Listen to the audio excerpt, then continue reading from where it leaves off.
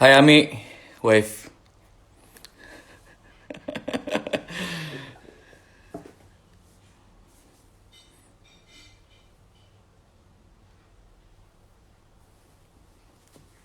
Ada sesuatu di rambut.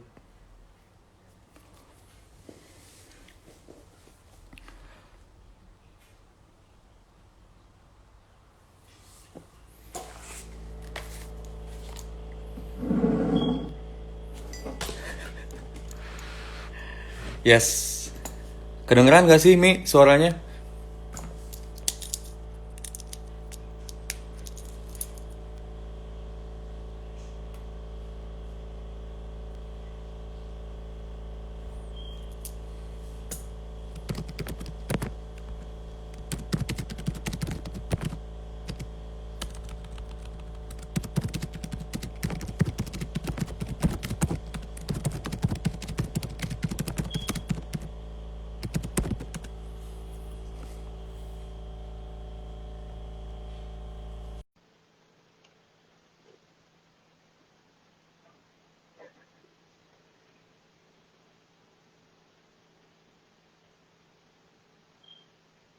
Ada Bu Sugiharti. Apa kabar Bu? Selamat malam. Ada Kak Sopian. Ini Kak Sopian yang pernah datang ke Mejiku juga ngisi acara tentang alam. Hai Kak Hadis. Halo Kak Emil, Apa kabar? Baik. alhamdulillah baik.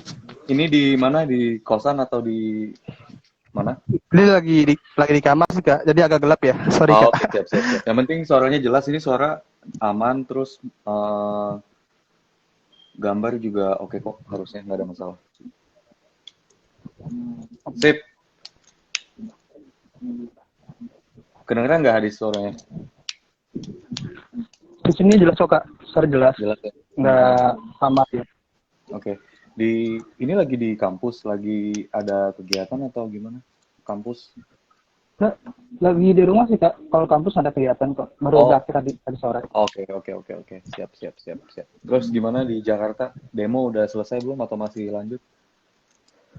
Palingan selesai doang. Udah selesai. Kan masih Cikini sisanya banyak. Kenapa? Bahkan sampai Cikini demonya. Oh, sampai Cikini.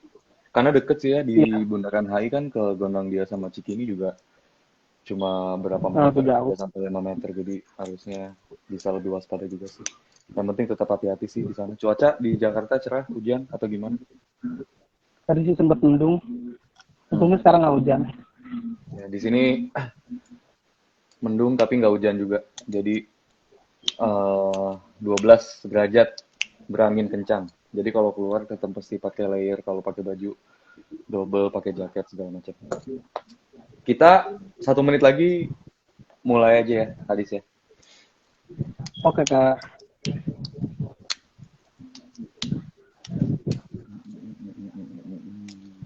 Ini ketemu headphone akhirnya. Saya nggak dapet. Tadi udah mau nyari. Kadang punya. Ternyata punya.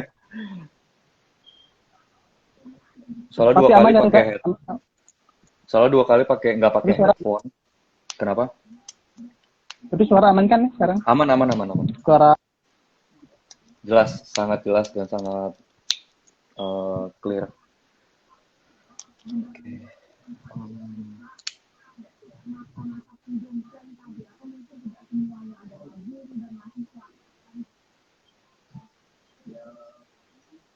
Oke, kita mulai aja ya, biar nggak makan waktu dan biar sesuai dengan jadwal yang udah di eh, share ke teman-teman.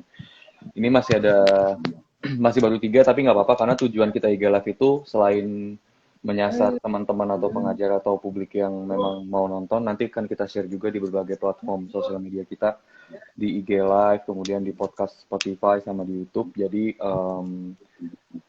diskusinya nggak hanya akan didengar di Instagram Live, tapi nanti akan kita masukin ke berbagai platform sosial medianya Mejiku juga, termasuk di website gitu ya. Jadi kita mulai aja. Assalamualaikum warahmatullahi wabarakatuh. Selamat Waalaikumsalam. sore, selamat sore waktu Jakarta, selamat siang menjelang sore waktu Inggris. Ketemu lagi di Ngobrol Santai Mejiku yang ketujuh, nggak kerasa setelah vakum hampir 3 bulan karena berbagai kegiatan kampus dan kepentingan Mejiku yang lain internal. Dan kali ini kita akan mengangkat tema tentang wisata pegunungan dan dampaknya terhadap lingkungan. Kenapa kita mau mengangkat tema ini? Karena di Indonesia selain sepeda, beberapa waktu lalu yang lagi hit juga, mendaki gunung atau wisata pegunungan itu jadi salah satu tren yang beberapa tahun belakangan ini termasuk yang bisa dibilang cukup tinggi animonya di masyarakat, termasuk saya sendiri. Beberapa kali sempat naik gunung dan kemarin terakhir sebelum sekolah sempat pergi ke Ijen sebetulnya. Dan dan kepikiran kemarin selama beberapa minggu kemarin, adakah hadis yang bisa ngomong banyak tentang gunung dengan berbagai pengalamannya naik gunung segala macam. Jadi kita pengen angkat tema itu yang santai, yang fun, tetapi adik-adik pengajar, adik-adik murid, pengajar, orang tua murid, serta dengan publik pada umumnya bisa dapat ilmu juga dari pembahasan kita kali ini. Jadi saya akan seperti biasa akan bertindak sebagai moderator. Pembicara di sini ada Kak Hadis. Kak Hadis yang ini adalah salah satu pengajar di Mejiku yang sekarang tergabung di dalam tim hubungan komunitas sebagai pengurus sudah dari 2019. Terima kasih waktunya sudah menyempatkan waktu untuk join IG Live kita hari ini. Dan untuk membuka mungkin kita bisa sharing dulu kali ya Kak Hadis, kayak tema kita kan ngangkat tentang wisata pegunungan, terus dampaknya terhadap lingkungan. Mungkin Kak Hadis bisa juga sharing dulu terkait dengan penjelasan secara umum dan singkat tentang apa sih pegunungan, apa sih gunung, kemudian apa sih kontrol alam gunung itu, supaya teman-teman juga bisa tahu dan paham. Karena setahu saya pegunungan dan gunung itu beda. Jadi mungkin bisa di-sharing dulu dari perspektif Kak Hadis tentang alam itu sendiri seperti apa. Waktu dan tempat dipersilakan. Oke, sebelumnya perkenalkan nama saya Distian. Nah, di sini saya akan bahas tentang gunung. Pertama itu apa sih gunung? Nah, orang tahu itu gunung dan bukit itu hampir sama, padahal gunung dan bukit itu beda. Nah, gunung ini memiliki ketinggian biasanya di atas 600 mdpl. Beda sama bukit yang ketinggiannya itu di bawah 600 mdpl. Sedangkan gunung itu juga memiliki puncak, sehingga rangkaian gunung disebut pegunungan, itu secara singkatnya. Nah, kenapa di Indonesia itu banyak gunung? Karena di Indonesia ini dilalui oleh 2 sirkum Mediterranean dan sirkum Pasifik. Nah, kalau sirkum Mediterranean, dia itu rangkaian pegunungan yang berasal dari daerah Afrika Utara yang menyasar hingga ke daerah pegunungan Bukit Barisan dan pegunungan di daerah Pulau Jawa. Sedangkan yang di sirkum Pasifik, dia itu pegunungan yang berasal dari daerah Amerika Selatan, lalu naik ke arah pegunungan Rocky di daerah Amerika Utara, lalu masuk ke bagian daerah pegunungan di daerah sekitar Sulawesi, Gunungan Ante Mario, hingga ke Gunungan Jayawijaya. Itu sekilas tentang sedikit gunung. Kak Hadis, sorry sebentar. Tadi berarti kalau boleh disimpulin sedikit, sebelum kita ngomong tentang gunung, ada definisi terkait dengan bukit, gunung, dan pegunungan ya. Bukit itu hanya mungkin dilihat dari ketinggiannya. Ketinggiannya tidak mencapai berapa mdpl tadi, Kak Hadis, kalau boleh tahu? 600 mdpl kalau bukit. mdpl. Berarti di bawah 600 mdpl itu kita bisa simpulkan bahwa itu bukan gunung, itu masih dalam kategori bukit ya? Iya. Oke, kemudian setelah di atas 600 mdpl, bisa disebut gunung kalau misalkan jaraknya antara 600 sampai berapa, Kak Hadis? Nah, kalau jaraknya dia nggak terbatasin. Misalnya sampai pegunungan tertinggi, ya sampai di Gunung Everest. Cuma kalau gunung itu di atas 600 mdpl. Oke. Dan kalau bisa ditambahin juga mungkin pegunungan itu bisa diartikan sebagai rentetan beberapa gunung ya, atau beberapa bukit yang membentuk satu deret dan sifatnya bentangan. Jadi kalau misalkan mungkin teman-teman lihat ada cuma ada satu gunung, ya itu namanya gunung. Tapi kalau misalkan ada rentetan gunung, ada gunung di depan, ada gunung di samping, ada gunung di belakangnya, kemudian di sepanjang gunung tadi ada berbagai bukit atau pegunungan atau gunung, itu yang dinamakan dengan pegunungannya Kak Hadis ya. Iya benar. Siap. Terus bisa dilanjutin Kak Hadis. Nah, kalau di dunia, gunung itu secara umum terbagi menjadi 4 jenis. Pertama itu ada Gunung Mar. Nah, Gunung Mar ini tuh gunung terjadi karena ledakan besar yang menyebabkan adanya danau di daerah gunung tersebut. Sebagai contoh di Indonesia ada namanya Gunung Lamongan. Lalu yang jenis kedua itu ada namanya itu Gunung Serato. Gunung Strato ini terbentuk karena ada letusan yang berulang-ulang, yang besar, lalu yang lemah, yang menyebabkan gunung itu berbentuk kerucut. Sebagai contoh, ada di Gunung Semeru, lalu Gunung Gede. Nah, kalau letusan ini yang membentuk gunung kerucut ini, dia lebih sering digunakan untuk wisata pendakian karena bentuknya itu kerucut. Lalu yang ketiga ada namanya Gunung Perisai. Nah, kalau Gunung Perisai ini dia nggak ada di Indonesia, dia ada di daerah Hawaii yang membentuk perisai karena lelehan lava yang keluar dari gunung itu dan bergerak secara perlahan hingga membentuk perisai di daerah pegunungan. Yang terakhir ada Gunung Kaldera. Dia sama seperti Mar terbentuknya karena ada letusan besar, cuma kalau yang tadi Gunung Mar itu dia setelah letusan besar membuat gunung itu tidak aktif, sedangkan kalau Gunung Kaldera dia bisa membuat gunung itu menjadi aktif. Contohnya di gunung di daerah Jawa Timur ada satu. Gunung Bromo. Bromo ya. Iya.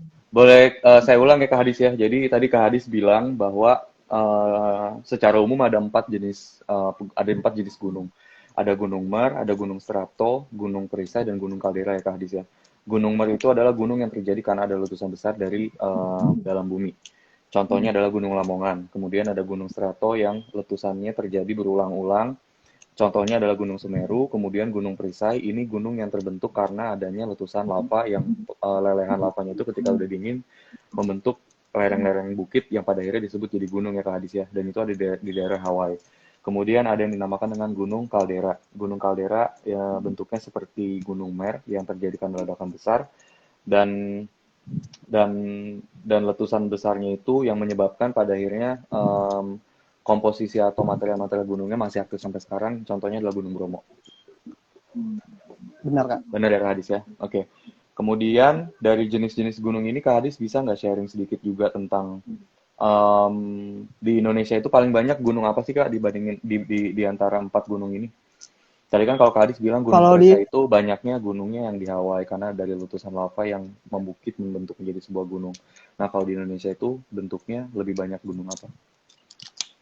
Kalau di Indonesia ini umumnya berbentuk kerucut kayak yang Strato itu. Yang berbentuk nah jadi itu ya? Iya. Dan lebih sering dipakai untuk kayak pendakian. Untuk wisata alam. Terus mau nambahin lagi Kak. Nah di Indonesia itu secara dari Pusat Vulkanologi dan Mitigasi Bencana Geologi dia membagi gunung menjadi 3 jenis berdasarkan keaktifannya. Yang pertama itu ada tipe A. Nah tipe A itu dia aktif pada tahun sebelum 1600 dan setelah tahun 1600. Dan 1600 itu sampai Kak Hadis. Dari tahun 1600 sebelumnya dan sesudahnya tetap aktif. Dia itu paling banyak di Indonesia sebesar 77 gunung dan dia gunung aktif. Lalu ada tipe B. Nah, tipe B ini dia setelah tahun 1600 dia diketahui tidak aktif. Tapi masih mengeluarkan solvatara atau asam sulfat yang menyengat asam belerang. Di Indonesia dia itu ada sekitar 29 gunung aktif. Sedangkan yang tipe C ini dia ini tidak diketahui aktifannya tahun berapa, tapi dia masih memiliki asap belerang, solvatara, terus dia ini sebagai contoh ada di daerah Garut, Kawah Kamojang. Sedangkan tipe A itu sebagai contoh ada di daerah Gunung Sinabung yang masih aktif hingga sekarang. Lalu yang tipe B ini ada salah satunya itu di daerah Gunung Pulosari di daerah Banten dan Gunung Patuha. Dan komposisinya berapa banyak Kak Hadis untuk gunung tipe C yang tidak diketahui keaktifan ini tapi masih suka mengeluarkan sulfur dan belerang? Kalau di Indonesia tipe C ini sedikit ya, dia sekitar ada 21 gunung yang menyebar dari daerah Aceh hingga daerah Nusa Tenggara Timur. Berarti di daerah selatan gitu ya, di daerah selatan kepulauan Indonesia berarti? Iya. Siap. Ada lagi nggak Kak Hadis yang mau ditambahin terkait dengan gunung, kemudian supaya teman-teman yang lain juga bisa tahu bahwa walaupun kita ngeliat gunung atau kita punya banyak gunung, tapi itu ternyata banyak banget jenisnya. Ada yang ini kalau saya catat tadi ada banyak juga nih dari 4 gunung tadi, ada Gunung Mer, Strato, Perisai, Kaldera. Dan ternyata dari 4 itu masih harus kita kategorikan lagi terkait dengan aktivitas vulkaniknya, Kak Hadis ya. Ada yang tipe A, tipe B, tipe C. Yang tipe A itu masih aktif dari tahun 1600 sampai dengan hari ini. Ada sekitar 77 gunung. Kemudian tipe B itu yang keaktifannya baru dideteksi setelah tahun 1600. Tapi sampai sekarang udah diidentifikasi tidak aktif lagi ya Kak Hadis ya. Itu ada sekitar 92. Kemudian yang tipe C itu tidak diketahui keaktifannya tapi masih suka aktif. Um, tidak ada keaktifan terkait dengan aktivitas vulkaniknya tapi masih suka mengeluarkan sulfur dan belerang. Itu ada sekitar 25 gunung di Indonesia. Gitu ya. Nah, Kak Hadis kalau boleh yang jadi yang B itu mau diralat dikit, dia itu masih aktif sampai sekarang, cuma dia belum terjadi letusan, tapi masih aktif. Masih aktif tapi belum terjadi letusan. Iya, sejak tahun 1600. Oke, sejak tahun 1600. Nah, kalau ngomongin gunung-gunung Merapi kayak gini nih Kak Hadis, kita juga kenal bahwa di Indonesia tuh rentan banget dengan adanya aktivitas gunung-gunung berapi kita yang tiba-tiba meletus atau tiba-tiba kayak satu meletus itu ternyata berdampak juga ke beberapa gunung terdekat di sekitarnya yang pada akhirnya kayak membuat warga panik atau takut lah dengan aktivitas-aktivitas itu gitu kan. Nah, Kak Hadis kalau boleh dikasih tahu juga bukan tipe sih kayak semacam gunung-gunung apa aja sih yang selama ini mungkin udah kita tahu punya dampak yang luar biasa besar kalau misalkan mereka terjadi mengeluarkan erupsi kegiatan vulkaniknya. Kalau kita tahu kan sejauh ini setahu saya ya letusan yang pernah terhebat yang pernah dicatat oleh sejarah manusia modern itu ternyata adalah letusan Gunung Tambora tahun. Nah, sebenarnya Kenapa? itu ada lagi Kak yang lebih dahsyat Kak. Itu Itu sebelum di Gunung Toba. itu tahun berapa Tapi Hadis kalau boleh tahu? itu udah lama banget Kak. Itu yang ngebentuk Pulau Samosir. Iya betul. Dia sampai jutaan tahun itu mungkin. Betul ya. Nah, mungkin teman-teman atau teman-teman yang lagi nonton kalau boleh tahu juga bahwa Danau Toba itu bukan sekedar danau. Jadi Danau Toba itu adalah danau yang sebetulnya sifatnya adalah danau vulkanik yang terbentuk dari letusan gunung berapi di bawah air pada saat Danau Toba itu belum terbentuk. Dan ketika meletus, lereng-lereng gunungnya itu hancur ke bawah, akhirnya hanya meninggalkan bagian bawah gunung berapinya yang sekarang kita kenal dengan nama Danau Toba. Gitu. Jadi itu ilmu baru ya Kak Adis ya, bahwa mungkin nggak semua orang tahu bahwa Danau Toba itu adalah hasil hasil erupsi dari kegiatan gunung berapi di saat itu. Gitu ya. Mungkin kita bisa sekalian sharing juga Kak Adis ini letusan Gunung Danau Toba, letusan Gunung Toba ya. Terjadi di tahun berapa?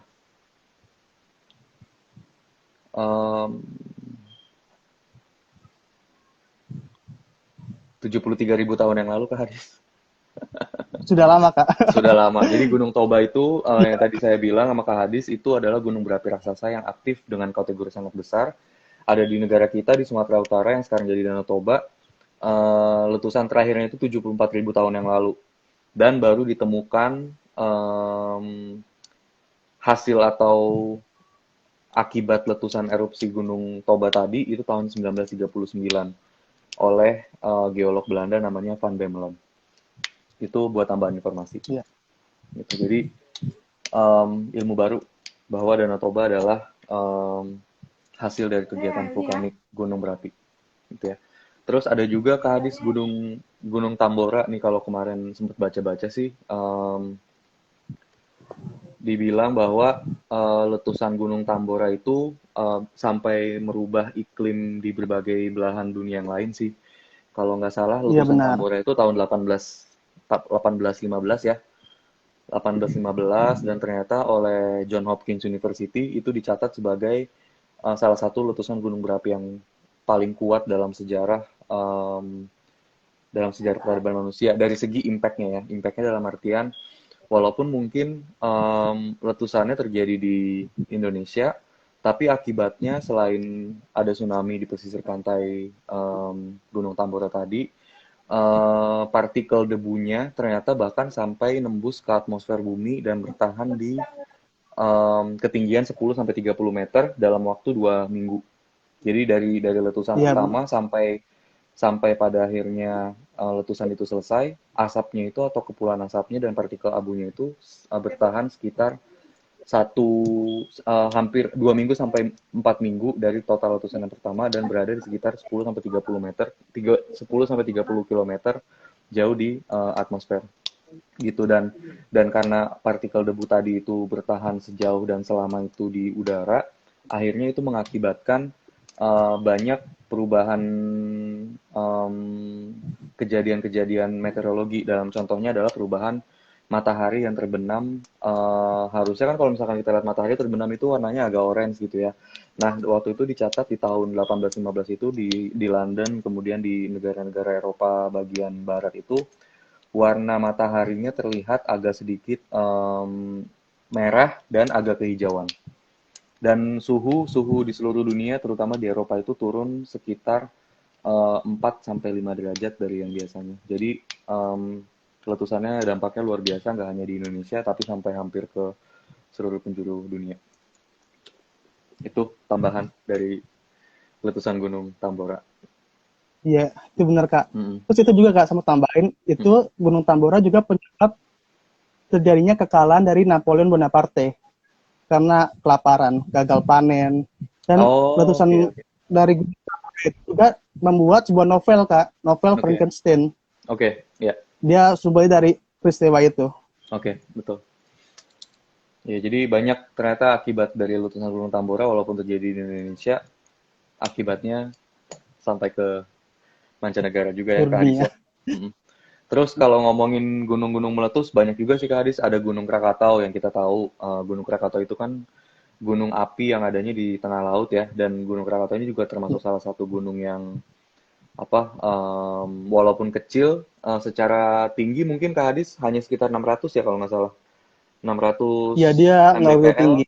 nggak begitu tinggi tapi kekuatannya karena ada di bawah laut dan ada di tubrukan lempengnya tadi Kak Hadis bilang antara Sirkum Pasifik dan Australia ya kalau nggak salah Kak Hadis. Jadi kalau misalkan mereka atau Gunung Krakatau itu mengeluarkan abu vulkanik itu akibatnya juga bisa dahsyat.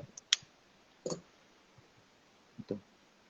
Ada lagi Kak Hadis yang mau ditambahin dari letusan Gunung Merapi sebelum kita masuk ke pengalaman-pengalaman Kak Hadis di gunung dan dampak terhadap lingkungan? Mungkin kalau saat ini tahun 2000-an, letusan gunung yang paling mengganggu kehidupan manusia itu terjadi di Gunung Sinabung, di daerah Sumatera Utara, dan juga di Gunung Merapi, di perbatasan Jawa Tengah dan Yogyakarta. Itu paling mengganggu kehidupan manusia, bisa menyebabkan kerugian harta, menyebabkan meninggalnya saudara kita. Itu yang paling mengganggu saat ini. Betul. Sebetulnya dan kenapa hingga saat ini. Ya. Tapi kalau tadi Kak Hadis bilang kenapa pada akhirnya paling merugikan, sebetulnya mungkin karena dari segi lokasi, dua gunung itu adalah dua gunung yang letaknya sangat dekat dengan pusat perekonomian dan pusat kota ya. Jadi mungkin kalau bisa dilihat Jogja dulu waktu Jogja Gunung Merapi meletus, saya sempat merasakan tahun 2010 itu sekitar bulan November kalau nggak salah sempat merasakan erupsi Gunung Merapi, harus pulang ke Jakarta ngungsi karena di daerah Jogja dan Sleman, daerah Gunung Kidul itu semuanya putih karena abu-abu vulkaniknya. Jadi sempat ngerasain juga dan tadi kan ketika Kak Hadis bilang paling berdampak pada kehidupan masyarakat, betul karena memang dua gunung ini letaknya sangat dekat dengan pusat kegiatan ekonomi, bisnis, kemudian kehidupan sehari-hari masyarakat. Kayak Gunung Merapi itu letaknya dekat banget sama Jogja, dekat banget sama Jawa Tengah, perbatasan antara Jawa Tengah dengan Jogja. Jadi kalau misalkan meletus dan banyak pemukiman warga di sekitar sana juga, jadi otomatis kalau misalkan meletus akan sangat merugikan kegiatan masyarakat di sana sih untuk kehidupan sehari-hari. Setuju. Mungkin juga saya nggak tahu kondisi Gunung Sinabung seperti apa, tapi mungkin saya asumsikan harusnya sama dengan kondisi di Gunung Merapi, bahwa padat penduduk, kemudian jadi pusat perekonomian segala macam. Itu. Ada lagi Kak Hadis yang mau ditambahin terkait dengan gunung dan ilmu-ilmunya? Mungkin buat masalah gunung sekilas saja Kak tentang itu aja. Kayak tipe-tipe sama jenis keaktifannya, iya. Siap. Oke, terus mungkin tadi kan saya bilang juga kalau di sini suka naik gunung, suka melakukan pendakian sama teman-teman, sama mungkin sama organisasi atau platform-platform yang lain. Mungkin Kak Hadis juga bisa sharing sejauh ini udah mendaki berapa gunung, nama gunungnya apa aja.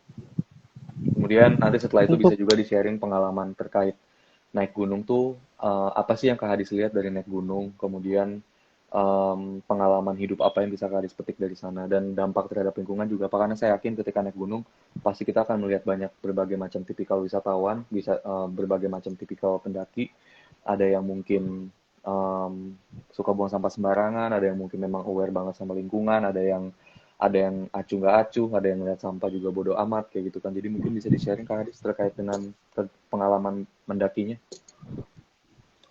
kalau dari pengalaman pendakian saya sih, saya paling banyak itu mendaki di daerah Jawa Barat sama Jawa Tengah. Oke. Nah, untuk di Jawa Barat itu saya tuh lebih sering tuh mendaki kayak di Gunung Gede, Gunung Pangrango, lalu ada Gunung Lembu, Gunung Sanggabuana, Gunung Salak. Lalu saya pernah juga Gunung Ciremai, cuma nggak sampai puncaknya. Untuk di Jawa Tengah tuh saya pernah mendaki di Gunung Prau, lalu Gunung Merbabu, sama Gunung Bisma. Nah, untuk pengalaman masalah kayak lingkungan, Bisa diceritain sedikit Kak Hadis pengalaman waktu mendaki gunung-gunung ini, kayak mungkin bisa di-share juga bedanya gunung di Jawa Barat dengan Jawa Tengah secara sekilas apa, kemudian nanti masuk ke pengalaman Kak Hadis selama mendaki seperti apa. kalau secara sekilas sih perbedaan di Jawa Barat sama Jawa Tengah tuh biasanya itu lebih ke arah treknya. Biasanya tuh kalau di daerah trek pendakian di Gunung Jawa Barat itu dia lebih terjal dan lebih sulit. Misalnya kayak waktu saya di Gunung Pangrango, dia tuh dari pos terakhir untuk pendirian tenda di Kandang Badak sampai Gunung Pangrango, dia tuh jalur itu terjal. Jadi kalau kita melangkah kayak lutut kita bertemu sama dagu untuk mengambil langkah. Terus kalau yang paling bagi saya itu paling mudah dan paling enak itu di Gunung Lembu di daerah Purwakarta. Yaitu pendakiannya gunungnya itu nggak begitu tinggi, sekitaran kurang lebih 800 mdpl. Dan itu bisa kita daki hanya dalam waktu 2 jam. 2 jam.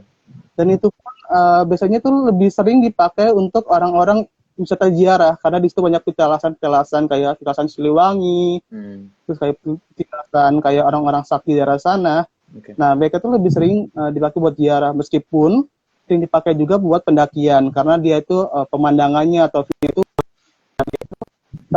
sampai di bagian batu lembunya, batu yang berbentuk sapinya itu, kita melihat pemandangan Waduk Jatiluhur. Yeah. Okay. Terus untuk masalah lingkungan, Kak, masalah lingkungan itu hampir setiap gunung itu memiliki masalah lingkungan hampir sama. Masalah sampah. Iya, masalah sampah. Jadi sebelumnya ada cerita unik, Kak. Cerita unik dari pendaki Perancis tahun 2017, saya lupa namanya itu. Dia itu memiliki ekspedisi itu namanya ekspedisi kaki api yang menjelajah sekitar 20 gunung aktif di Indonesia. Lalu waktu dia diwawancara oleh sebuah media internet, dia itu diwawancara, bagaimana cara kamu agar tidak tersesat di daerah gunung di Jawa. Saat saya ketemu percabangan jalan, saya akan melihat di mana yang paling banyak sampahnya. Berarti kalau di banyak sampah, berarti otomatis manusia lewat sana dibandingkan dengan yang nggak ada sampah. Betul. Dari itu aja kita udah indikasikan kalau banyak sampah di daerah gunung. Sampai wisatawan pun tuh biasanya menggunakan kompas alam kayak lumut atau apapun, dia menggunakan kompas alamnya itu sampah. Sebagai sampah. Ini unik sih, iya. Ya. Baru tahu juga. Ini kalau boleh tahu, si pendaki tadi itu memang mendaki di gunung-gunung Indonesia atau hanya secara general, tadi? Dia mendaki gunung di daerah Indonesia, 20 gunung api di Indonesia. Oh, 20 mungkin gunung api di Indonesia. Teman-teman bisa cari. Ya. Okay. Dalam 1 bulan ya. Ini menyedihkan sih. ya. Terus bisa dilanjutin Kak Hadis sharing pengalamannya. Kalau saya sendiri yang melihat langsung masalah sampah itu, biasanya tuh sampah itu paling banyak berkumpul tuh di daerah kayak di pos-pos pendirian tenda. Misalnya kalau saya waktu di pendakian Gunung Gede Pangrango, ada pertigaan Yang satu ke arah Puncak Gede, yang satu ke arah Puncak Pangrango. Di kandang badak itu banyak sampah, otomatis di situ pasti banyak lautan manusia kalau di hari libur. Nah, sampah-sampah yang saya temuin itu banyak, Kak, kayak botol air mineral, kayak bungkus mie instan, bungkus kopi instan, terus bisa juga sampah-sampah kaleng. Misalnya kayak pendaki bawa sarden atau bawa kornet, pasti kan ada kaleng. Nah, kaleng itu paling lama buat diurai, bisa 200 tahun lebih. Betul. Gitu juga dengan sampah plastik, kayak botol plastik, botol air mineral. Terus juga kayak kantong kresek. Kantong kresek pun sering juga dibawa pendaki untuk kayak membawa sayur-sayuran atau bahan makanan yang digunakan untuk masak di sana. Betul. Terus ditambah pula, misalnya nih, di pos kita mendirikan ada toilet yang nggak berfungsi. Kita kan pasti kan cari kayak areal buat buang air besar atau buang air kecil. Lalu kita gunakan tisu basah. Nah, tisu basah ini juga dia susah terurai, Kak, karena tisu basah itu ada kandungan mikroplastiknya. Betul. Setuju. Nah, itu yang membuat sekarang tisu basah itu dilarang untuk melakukan pendakian. Oh iya? Soalnya saya dilarang. Oke. Soalnya saya tuh waktu pendakian di Gede Pangrango, tisu basah diambil. Waktu pendakian di Gunung Gismo, tisu basah disimpan di pos Simaksi.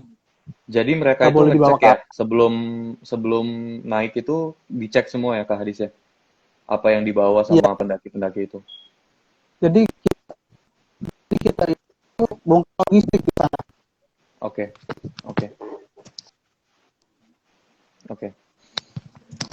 Oke, ini menarik sih. Jadi saya juga tahu bahwa sampah ini adalah salah satu salah satu masalah yang setiap ada manusia pasti ada masalah sampah gitu, dan dengan ada keterbukaan masalah turisme kita sekarang yang kita sekarang ada media sosial, ada teknologi, kita tahu bahwa di mana-mana sekarang ada tempat-tempat yang masih belum banyak dikunjungi sama orang. Kita semua pergi ke sana, tapi sayangnya eksplorasi tempat-tempat yang indah dan bagus-bagus ini justru tidak diimbangi dengan kesadaran masyarakat untuk buang sampah pada tempatnya sih. Sebenarnya kalau ngomongin masalah sampah tuh sebetulnya apa ya? Kalau dilihat pemerintah daerah setempat atau pemerintah pusat pun sebetulnya udah menggalakkan gerakan-gerakan untuk membuang sampah ini kan, Kak Hadis ya. Kalau misalkan kita pergi ke misalkan contoh mau pergi ke satu daerah gunung gitu, di posko atau di tempat-tempat sebelum kita naik gunung itu mereka juga sebetulnya sudah menyediakan kayak tempat sampah. Kemudian kita juga selalu diingatkan untuk membawa mungkin plastik sendiri untuk buang sampah pribadi gitu kan, bekas makanan, bekas minuman segala macam, dan sebenarnya ini lebih mengarah kepada perilaku manusianya itu sendiri, bukan sih, perilaku kita sebagai pendaki untuk lebih aware dan sadar terhadap masalah sampah ini. Betul nggak sih, Kak Adis? Menurut saya sih betul, Kak. Karena kita tuh perlu ada kesadaran bahwa sampah yang kita bawa ke atas itu menjadi tanggung jawab kita sendiri. Betul. Jadi kita kalau mendaki itu setidaknya yang kita ambil hanyalah foto, tinggalkan jejak kaki. Betul. Dengan kita meninggalkan jejak sampah ataupun barang-barang yang tercecer di jalan, itu pasti kan mengganggu kehidupan ekosistem di sana. Bisa saja hewan-hewan yang nggak bisa bedain sampah-sampah mikro kayak putung rokok, kayak bungkus permen, mereka akhirnya itu hewan itu mereka kira makanan. Betul. Dan bisa membunuh mereka saat nanti itu. Betul. Dan itu yang harusnya disadari oleh betul. Dan ini sebenarnya pesan yang mau kita sampaikan sih, Kak Hadis, lewat IG Live ini, bahwa masalah sampah kemudian masalah lingkungan itu bukan masalahnya pemerintah, bukan masalahnya petinggi-petinggi negara. Ini masalah kita bersama, masalah orang tua, masalah anak-anak, masalah kita pengajar di Mejiku juga untuk sama-sama mendidik dan menjaga lingkungan gitu. Bahwa sampahnya itu, misalkan kayak kita makan sesuatu, kita buang sampah, sebetulnya sampahnya itu kan adalah hasil dari perbuatan kita makan, kita beli sesuatu untuk badan kita gitu kan. Dan ketika kita beli sesuatu untuk badan kita konsumsi barang makanannya, harusnya sampahnya itu adalah tanggung jawab kita untuk kita buang ke tempat yang seharusnya ya kan. Jadi jangan meninggalkan sampah-sampah yang sifatnya tuh tidak mudah untuk di daur ulang seperti plastik, karena kayak tadi Kak Adis bilang plastik itu bisa sampai 100 atau 200 tahun bisa terurai di alam. Karena saya pernah nonton beberapa film dokumen terkait plastik di Indonesia. Ada bungkus Supermi tahun 95 yang ada di Laut Banda kalau nggak salah, itu ditemukan masih utuh kondisi plastiknya, kondisi plastik mie-nya, Supermi tahun 95 di tahun 2018. Dan itu tidak robek, tidak robek atau tidak cacat sama sekali warnanya. Jadi betul-betul utuh seperti tahun 95 pada umumnya. Jadi kalau mau dibayangkan dalam waktu 20 tahun itu juga belum terurai apapun plastik Supermi tadi. Jadi bayangin kalau misalkan kayak sampah-sampah plastik itu numpuk di laut, numpuk di gunung, yang kena efeknya bukan cuma kita, tapi juga makhluk hidup lainnya di gunungan, di laut, ikan, kemudian mungkin juga mamalia-mamalia yang ada di gunung, seperti rusa mungkin, atau hewan-hewan pemakan rumput lainnya. Itu sih. Ada lagi nggak Kak Hadis tambahan terkait dengan lingkungan ketika Kak Hadis mendaki gunung? Saya mau nambahin sih tentang ini. Gimana sih cara kita kayak mengelola sampah di gunung itu, gimana cara bawanya, gimana cara untuk membawa dia kembali ke bawah. Nah, terutama itu masalah itu yang paling sulit bagi saya tuh ini kayak masalah sampah-sampah mikro kayak putung rokok, permen, bungkus permen tuh yang kecil. Nah, setidaknya tuh bagi teman-teman kayak kalau pendaki misalnya dia merokok tuh sebaiknya dia membawa botol kecil, botol kaca untuk memasukkan puntung rokoknya ke botol kaca itu. Setuju. Agar setelah dia kayak merokok tuh nggak berceceran. Terus gitu juga dengan sampah plastik, kayak sampah plastik bungkus permen. Kan kita kan kalau mendaki ada kantong-kantong kecil kan.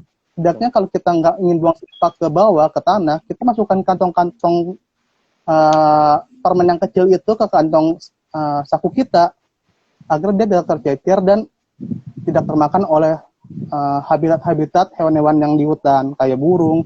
Paling umum sih burung yang makan-makan bungkus permen, merokok. Itu menyebabkan mereka tuh kayak tersedak saat makan makanan dia. Betul.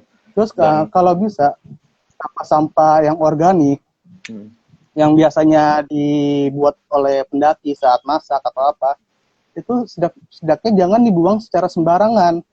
Soalnya dia menimbulkan polusi bau. Betul. Baunya itu kayak bau busuk yang menyebar. Betul. Kali tanah, kita pernah diajarkan dengan 3M, mengubur.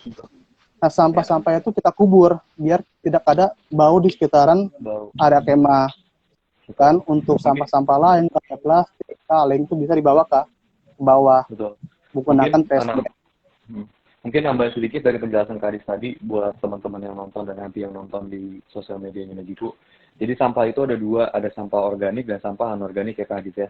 Sampah organik itu adalah sampah yang apa ya, kalau penjelasannya mungkin bisa dibilang sampah yang sifatnya seperti makanan kita sehari-hari yang bisa kita makan. Contoh misalkan kayak kita goreng tempe atau goreng tahu.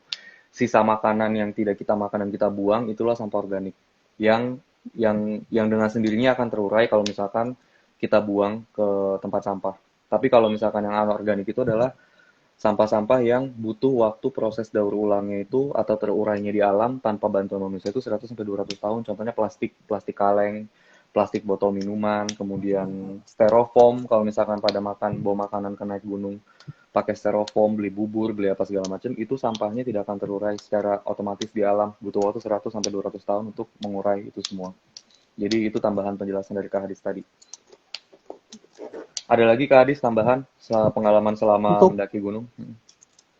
Untuk tambahan masalah sampah Kak, ada tuh sampah yang namanya sampah B3 yang berbahaya dan beracun. Nah, sampah B3 ini kadang kita temukan juga di saat kita pendakian.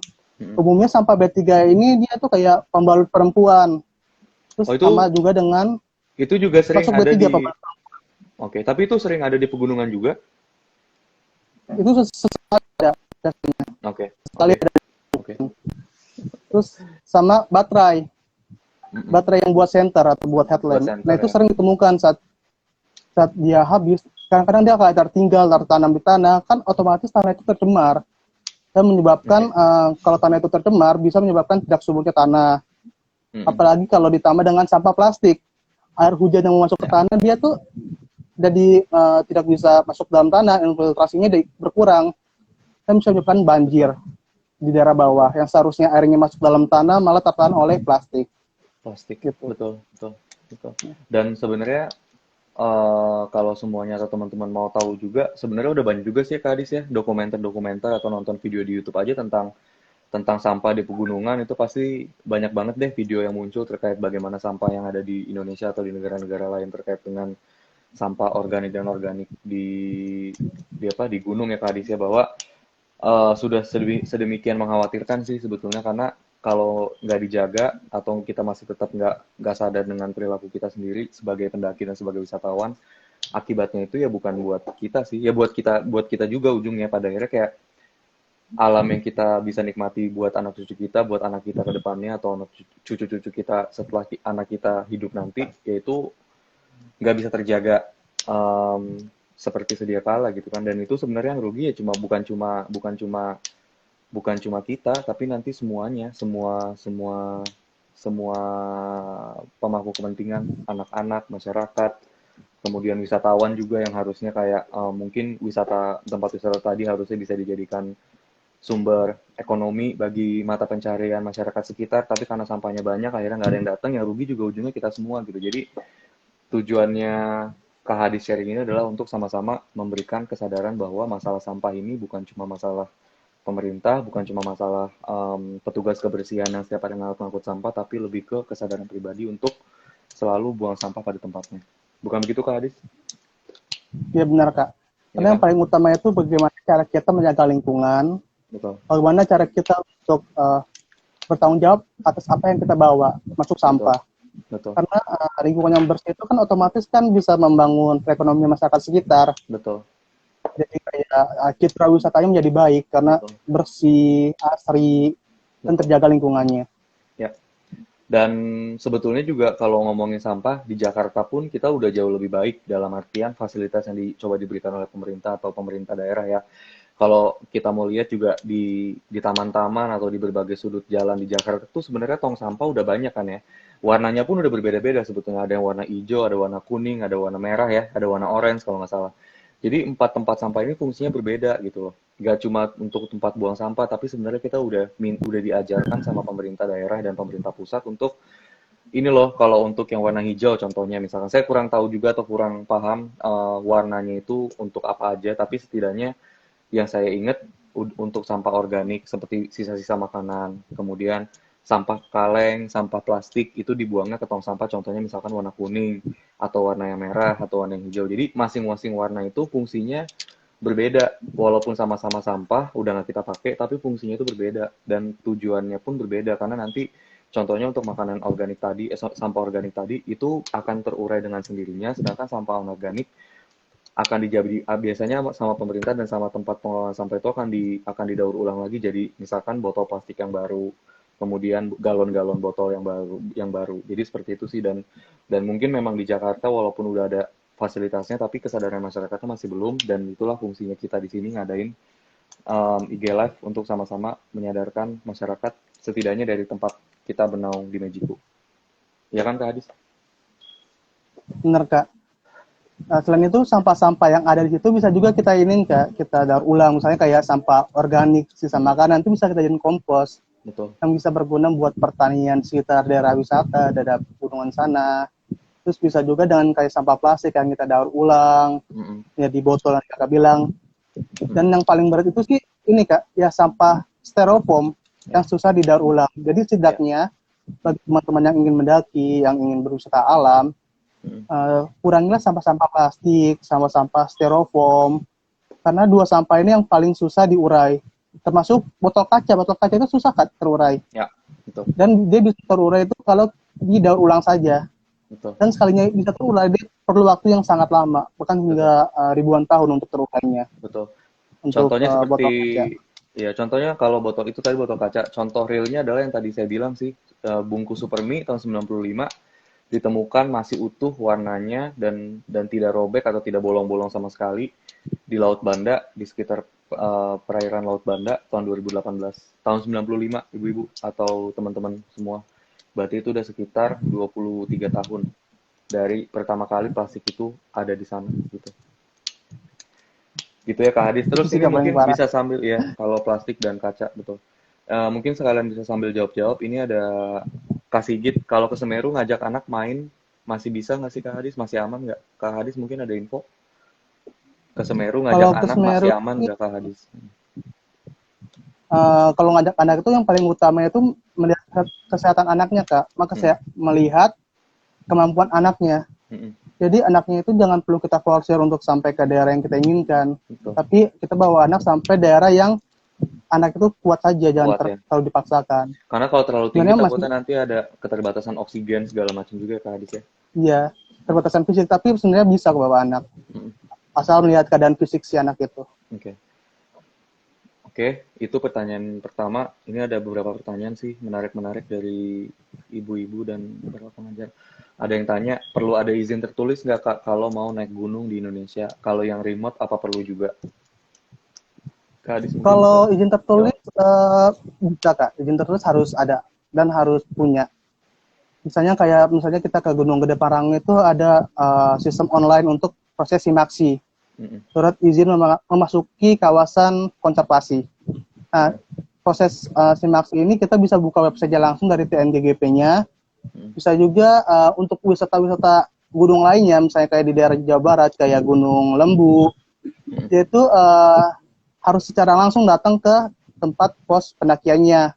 Untuk kayak di Gunung Lembu. Sedangkan kalau gunung-gunung besar kayak TNGGP, Gunung Gede Marango, Gunung Semeru, Merbabu, Kerinci, dia itu ada secara online untuk proses simaksinya, ya? proses perizinannya. Iya. Oke. Oke. Terus ada lagi nih Kak Hadis. Semoga tadi pertanyaan untuk masalah perizinan bisa terjawab. Ada juga pertanyaan dari Bu Dona, Kak, Gunung Prau di Wonosobo itu gunungnya termasuk yang aktif atau enggak? Kalau tadi dari penjelasan Kak Hadis, lanjut. Kalau Gunung Prau itu termasuk yang tidak aktif. Cuma di sekitar kawasan Prau itu dia memiliki yang saya bilang tadi, jenis keaktifan tipe C. Ya.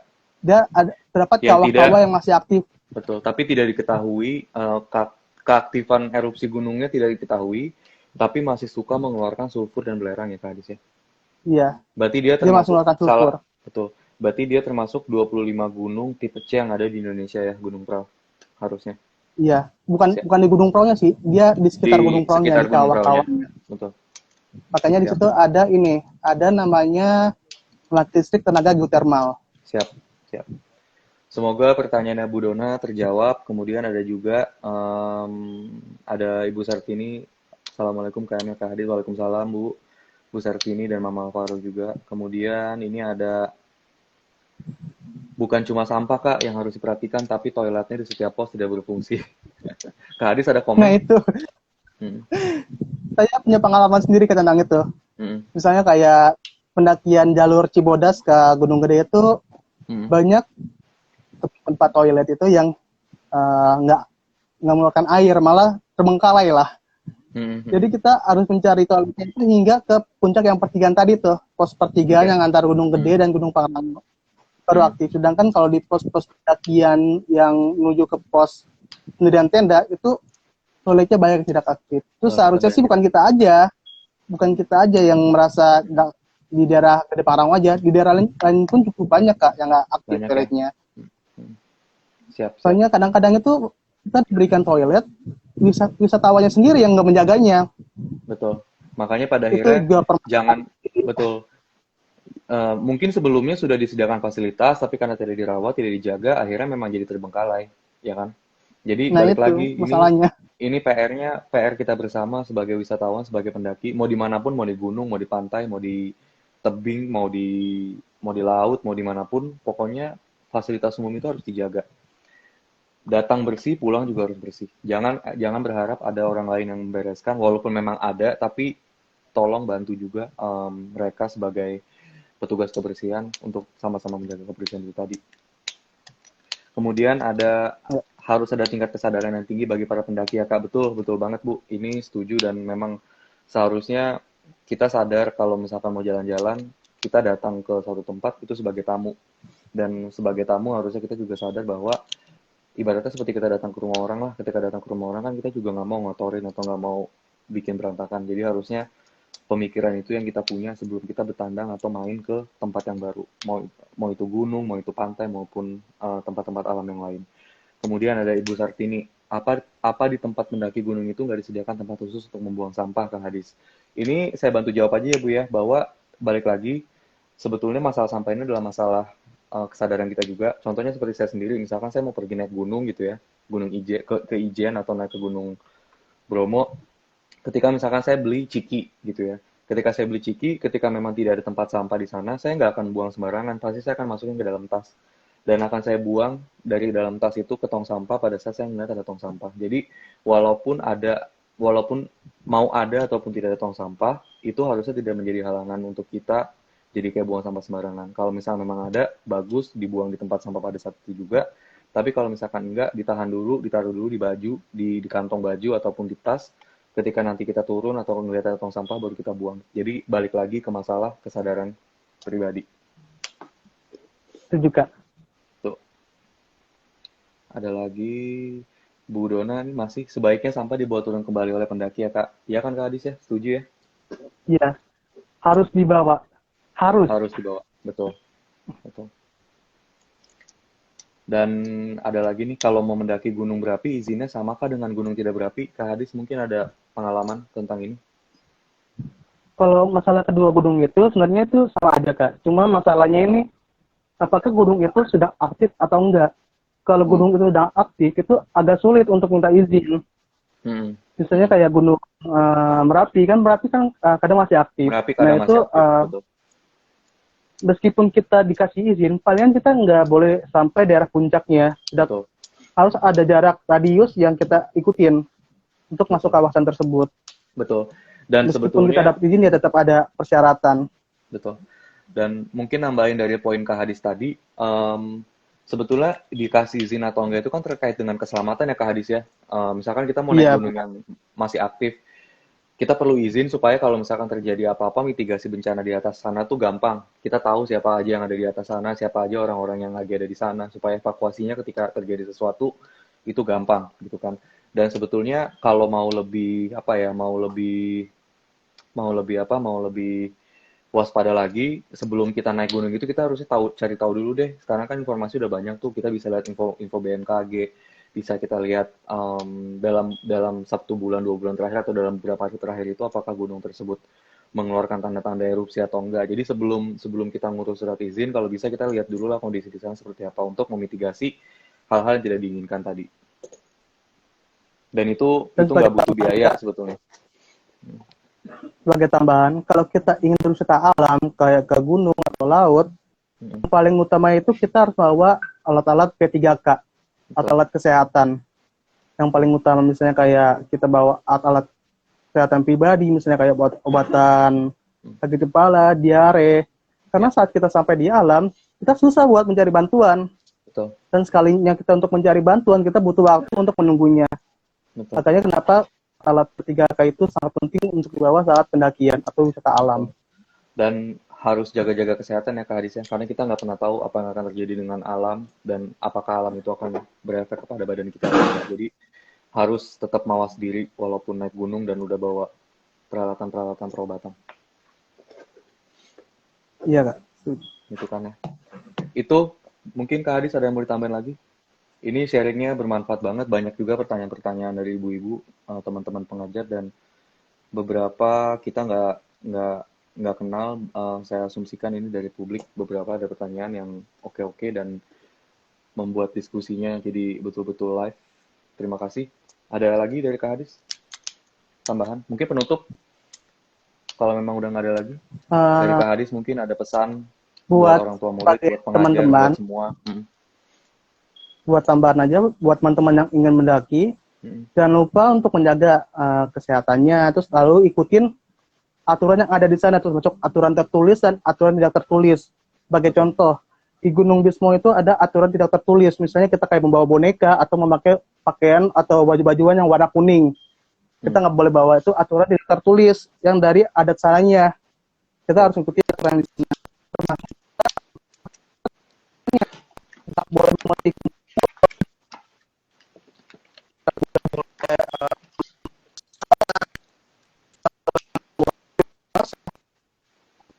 Karena sampah ini itu merusak bukan ini aja, itu merusak masa depan lingkungan tersebut. Itu aja sih dari saya, Kak. Tuh. Siap. Ada lagi nggak, Kak Hadis? Sebelum kita tutup, kalau memang udah. Ada lagi? Mungkin ada pertanyaan lagi dari yang lain. Kalau misalnya memang tidak ada pertanyaan lagi, ini udah hampir 1 jam. Karena IG Live itu hanya membolehkan kita 1 jam. Setelah 1 jam otomatis akan mati. Jadi sebelum 1 jam kita harus sudah off.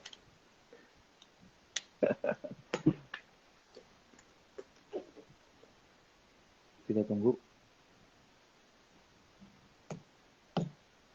Kayaknya nggak ada yang nanya lagi, Kak Hadis. Kak Hadis, terakhir, ada yang mau disampaikan lagi? Sebagai penutup, yang paling utama itu kita harus jaga lingkungan. Jangan lupa saat kita mendaki gunung, yang kita bawa itu ialah sampah yang kita bawa ke atas.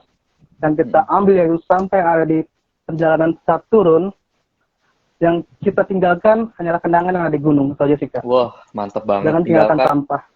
Betul, betul. Tinggalkan kenangan dan tinggalkan jejak kaki aja ya, Kak Hadis ya. Jangan tinggalkan sampahnya. Siap. Oke, terima kasih banyak Kak Hadis buat waktunya. Ini diskusinya bermanfaat, sangat santai tapi mendidik. Semoga semua teman-teman yang nonton, orang tua murid, pengajar, dan publik pada umumnya bisa dapat hikmahnya dan dapat ilmu-ilmu baru. Dan